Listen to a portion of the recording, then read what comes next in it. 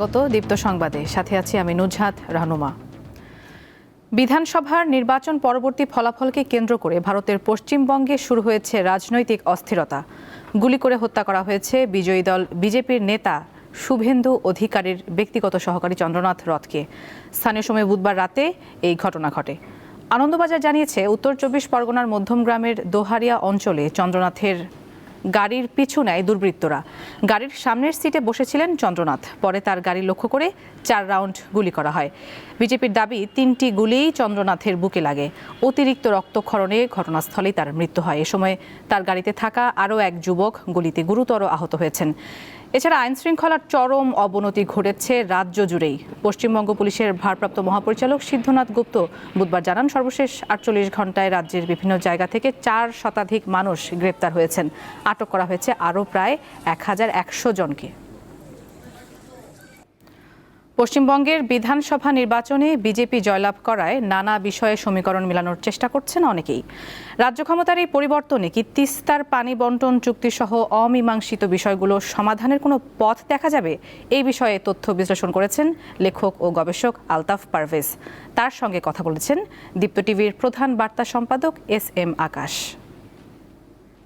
আলতাফ পারভেজ, বাংলাদেশের সাথে ভারতের তো বেশ কিছু অমীমাংসিত বিষয় রয়েছে, বিশেষ করে তিস্তা যে নদীর পানির যে বন্টন, এটা এর আগে কেন্দ্রীয় সরকার কিন্তু উদ্যোগ নিয়েও হয়ে ওঠে না। তিস্তা চুক্তি যেটা, মমতা ব্যানার্জির বেশ আপত্তি ছিল। এবার তো মমতা ব্যানার্জি নাই, তো বিজেপি যে আসলো, এক্ষেত্রে কি আমরা আশা করতে পারি যে অমীমাংসিত বিষয় মীমাংসার ক্ষেত্রে কিছু অগ্রগতি হতে পারে? হ্যাঁ, পানির ক্ষেত্রে বাংলাদেশ অন্তত একটা শক্তি পেল, যে আগে যে ভারতের কেন্দ্রীয় সরকার যে অজুহাত দেখাতো যে প্রাদেশিক সরকারে তো আমরা নেই, প্রাদেশিক সরকার আমাদের কথা শুনছে না, এখন তো ডাবল ইঞ্জিন সরকার, অর্থাৎ নয়াদিল্লিতে যেই দল, পশ্চিমবঙ্গেও সেই দল, আসামেও সেই দল।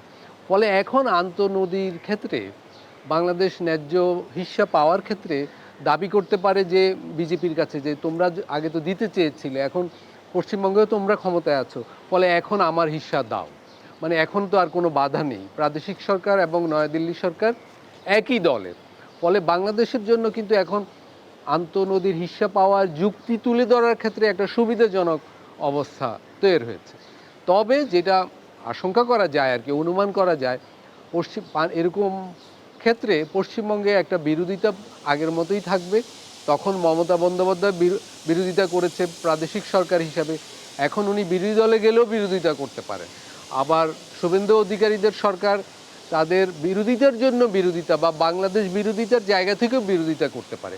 কিন্তু আন্তঃনদীর পানি পাওয়ার ক্ষেত্রে, বিশেষ করে তিস্তা চুক্তির ক্ষেত্রে বাংলাদেশের অবস্থান কিন্তু কিছুটা সুবিধাজনক অবস্থায় এসেছে। বাংলাদেশ অন্তত বলতে পারে যে দু জায়গাতেই একই সরকার আছে, একই দলের সরকার, এবং ওই দলের নেতৃবৃন্দের সাথে বাংলাদেশ আলাপ করলেই ব্যাপারটার সমাধান হওয়ার সুযোগ আছে। এখন একটা সুযোগ তৈরি হলো, তাদের রাজি করাতে পারলেই এখন প্রাদেশিক সরকারের আপত্তি করার আর জায়গা থাকে না।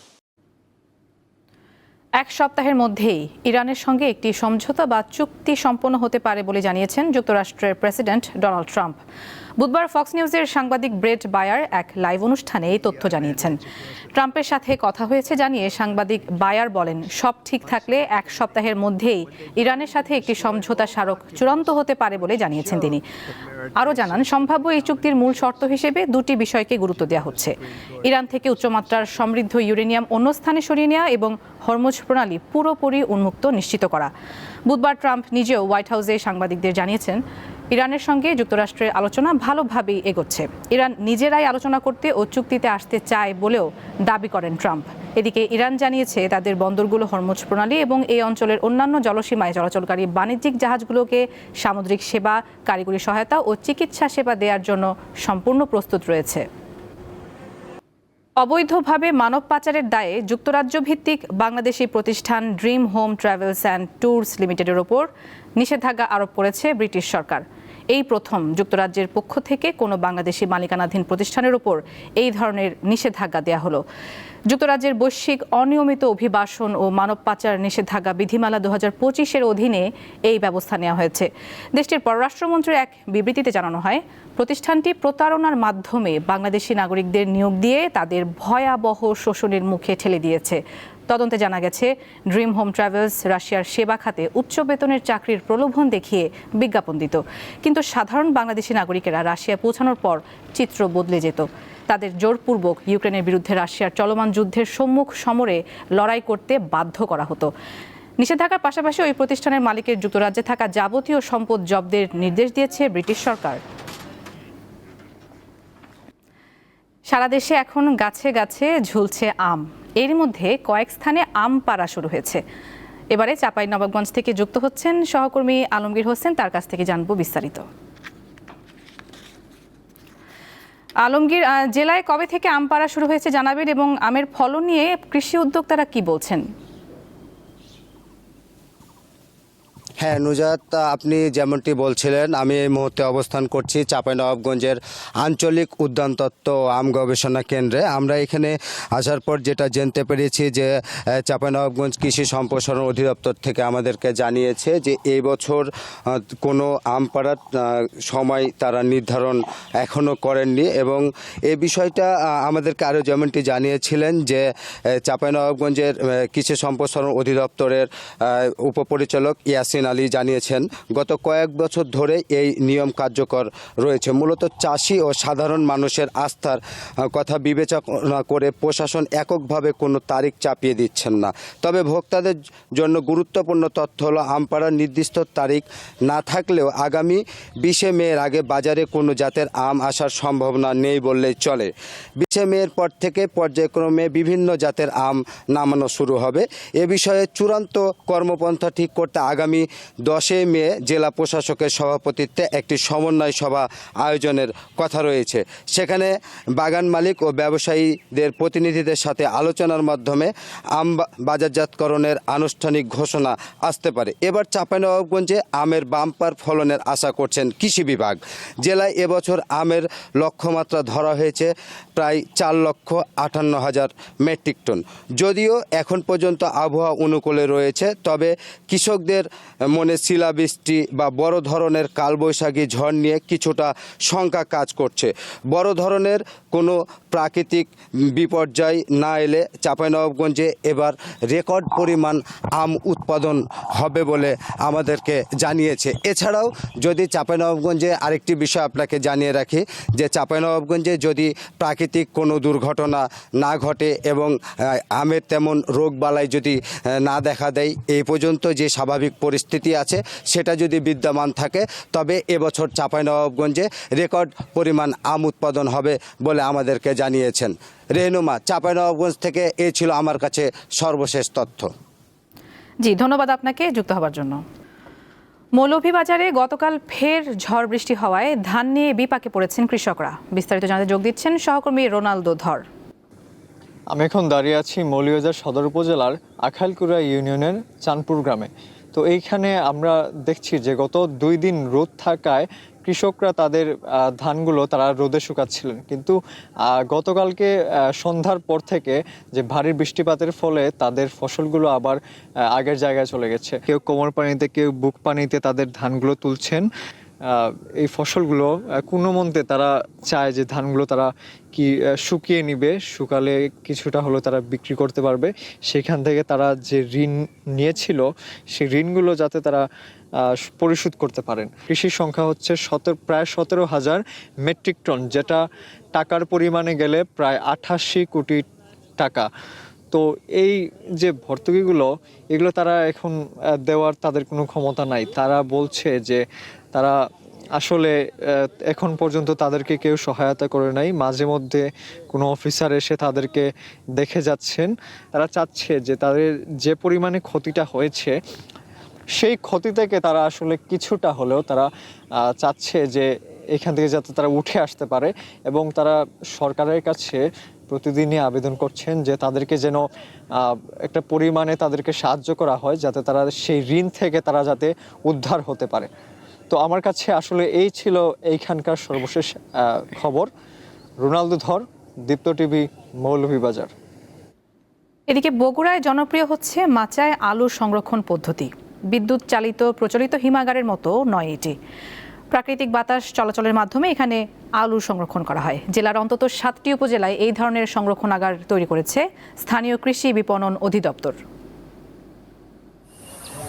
এই প্রকল্পের নাম দেওয়া হয়েছে অহিমায়িত মডেল ঘর। এক একটি মডেল ঘর নির্মাণে ব্যবহৃত হয়েছে বাঁশ, কাঠ, ঢেউটিন, সিমেন্টের পিলার ও কংক্রিট সহ আরও কিছু উপকরণ।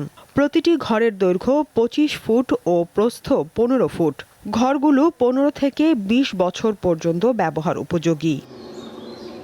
এই ঘর উঁচু, খোলা ও আংশিক ছায়াযুক্ত স্থানে তৈরি করতে হয় যাতে স্যাঁতস্যাঁতে ভাব না থাকে এবং বাতাস চলাচলের উপযোগী ব্যবস্থা থাকে। সঠিকভাবে বাছাই করা আলুই এখানে সংরক্ষণযোগ্য। কাটা, ফাটা, অপরিপক্ক, রোগাক্রান্ত বা খোসা ওঠা আলু রাখা যাবে না। সূর্যের আলো ও বৃষ্টির পানি যেন এই ঘরে প্রবেশ করতে না পারে সেটিও নিশ্চিত করতে হবে। এক একটি মাচা বা অহিমায়িত মডেল ঘর নির্মাণে ব্যয় ধরা হয়েছে 2.5 লাখ টাকা। এখানে সম্পূর্ণ প্রাকৃতিক উপায়ে কমপক্ষে 35 টন আলু 3 থেকে 4 মাস পর্যন্ত সংরক্ষণ করা সম্ভব। কথা হলো এই ঘরগুলো সরকার দেওয়াতে যারা মানে আলু চাষি অথবা ব্যবসায়ী এদের জন্য বড় ধরনের সুবিধা। আমাদের এরিয়া হিমাগারটা 3 বছর যাবত নিচ্ছি আমরা, বিগত 2 বছর রাখছি। একটা সুবিধা আছে, আলু মানে বাঁশের চারাত ব্যবহার করা হচ্ছে, চারদিক থেকে হাওয়া পাস হয়। বিদেশে যে আলুগুলো রপ্তানি হয় সেগুলো স্টোরের আলু রপ্তানি হয় না। এই অহিমায়িত ঘরে যে আলুগুলো রাখা হয় এগুলোই বিদেশে রপ্তানি হয়। কৃষি বিপণন কর্মকর্তা জানান, বগুড়া সদর, শিবগঞ্জ, কাহালু, দুপচাটিয়া, আদমদিঘি, নন্দীগ্রাম ও শাহজাহানপুরে 67টি মডেল ঘরে প্রায় 1500 কৃষক তাদের উৎপাদিত আলু বিনা খরচে সংরক্ষণ করতে পারছেন। তারা 25 জন বা 10 জনের যে দল করা হয়েছে তারা সবাই মিলে 400 থেকে 500 মন মতন, আমরা প্রায় 25 থেকে 30 টন মেট্রিক টন আলু আমরা সংরক্ষণ করতে পারছি এখানে। অহিমায়িত মডেল ঘর ব্যবহারে অসাধু ব্যবসায়ীর কারসাজি কমবে এবং কৃষক ও ভোক্তারা লাভবান হবে বলে প্রত্যাশা সংশ্লিষ্টদের। সাদিয়া চৌধুরী, দীপ্ত, বার্তাকক্ষ।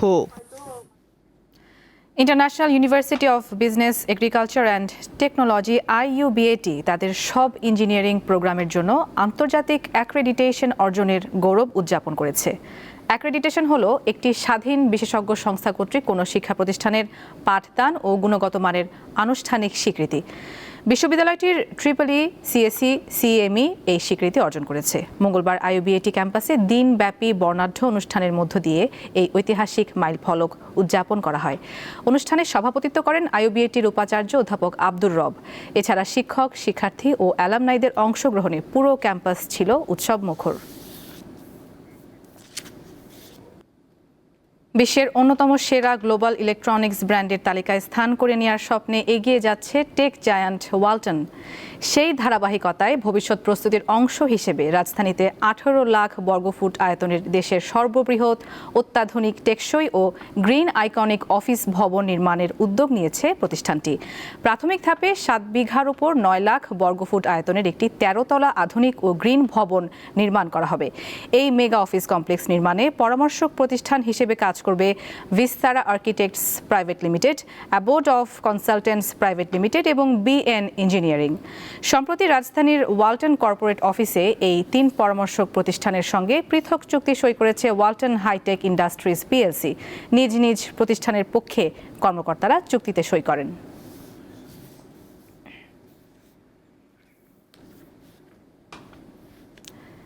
DBL সিরামিক্স নিয়ে এলো একটি নতুন ইনক্লুসিভ ডিজাইন গাইডলাইন, যা অটিজম থাকা শিশুদের জন্য উপযোগী পরিবেশ ও প্রোডাক্ট তৈরিতে গুরুত্বপূর্ণ ভূমিকা রাখবে। দীর্ঘ গবেষণার মাধ্যমে শিশুদের পছন্দ অনুযায়ী শেপ, রং ও টেক্সচার নির্ধারণ করে তৈরি হয়েছে এই গাইডলাইন, যেখান থেকে অনুপ্রাণিত হয়ে তৈরি করা হয়েছে বিশ্বের প্রথম autism friendly tiles. DBL ceramics চায় সবাই এই উদ্যোগের অংশ হোক, তাই তারা গাইডলাইনটি ওপেন সোর্স করে দিয়েছে যেন যে কেউ এটি ব্যবহার করে অটিজম ফ্রেন্ডলি পরিবেশ তৈরি করতে পারে। এটি neurotiles.dblceramics.com এই ওয়েবসাইট থেকে বিনামূল্যে ডাউনলোড করা যাবে।